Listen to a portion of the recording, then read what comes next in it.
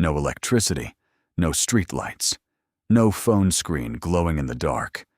Just a small fire, pitch-black wilderness stretching in every direction, and predators that hunted best after sunset.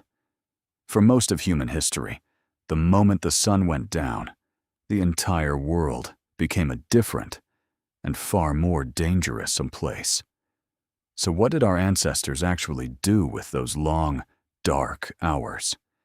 The answer isn't, they just went to sleep. What they were doing at night might explain something strange about your own brain today, including why you can't sleep sometimes, and why darkness still makes you a little uneasy. Before we get into what they did, it's worth understanding just how different night actually was. Without artificial light, visibility dropped to almost nothing beyond the glow of a fire. Many predators, big cats, hyenas, wolves, are more active and more effective hunters after dark, when their night vision gives them a massive advantage over humans. For early humans, nightfall wasn't a peaceful wind down. It was a genuine survival checkpoint, one that had to be actively managed every single day. This is where fire changes the entire story. Controlled fire, which humans mastered hundreds of thousands of years ago, didn't just provide warmth. It was a survival tool that transformed the night. Fire kept predators at a distance, since most animals instinctively avoid flame. It extended visibility, giving a small, safe radius of light in an otherwise pitch-black world.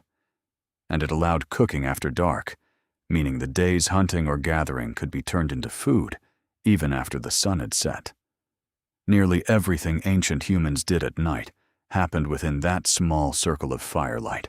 Here's something that might surprise you. Night wasn't just downtime before sleep.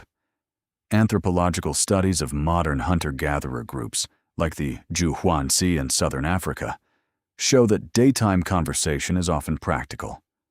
Planning, complaining, coordinating tasks. Nighttime conversation around the fire shifts dramatically towards storytelling, myths, social bonding, and shared history. In many ways, night was the original version of a community's downtime, the one part of the day not dominated by survival tasks. This nightly storytelling wasn't just entertainment. Researchers believe it served several critical functions. Stories passed down practical knowledge, where dangerous animals lived, which plants were poisonous, how past group members solved problems. Stories also reinforced social bonds and shared identity, which mattered enormously for group cooperation and survival. And without written language, storytelling around the fire was essentially the only method early humans had to preserve and transmit knowledge across generations. With zero light pollution, the night sky ancient humans saw was extraordinarily vivid. Thousands of visible stars, the Milky Way clearly stretching overhead, something almost nobody in a modern city has ever actually seen.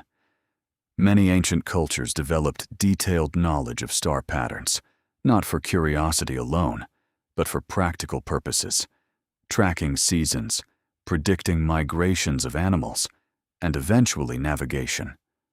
The night sky functioned almost like an ancient calendar and compass, built into daily life. Here's a detail that surprises a lot of people. Historical and anthropological evidence suggests that pre-industrial humans often didn't sleep in one continuous 8-hour block, the way modern sleep guidelines describe. Instead, many societies practiced what researchers call segmented sleep.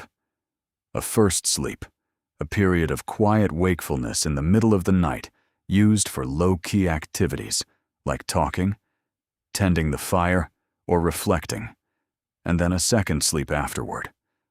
Some sleep historians argue this two-phase pattern may actually align more closely with natural human biology than the single unbroken block most of us try to force ourselves into today.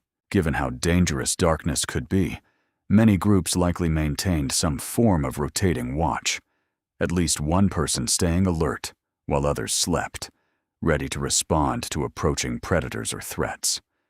This wasn't formalized the way a modern night shift is, but the underlying need was the same: Someone had to stay tuned to the environment, because full unconsciousness for an entire group at once would have been a serious vulnerability. This deep history might explain a few strange things about modern humans.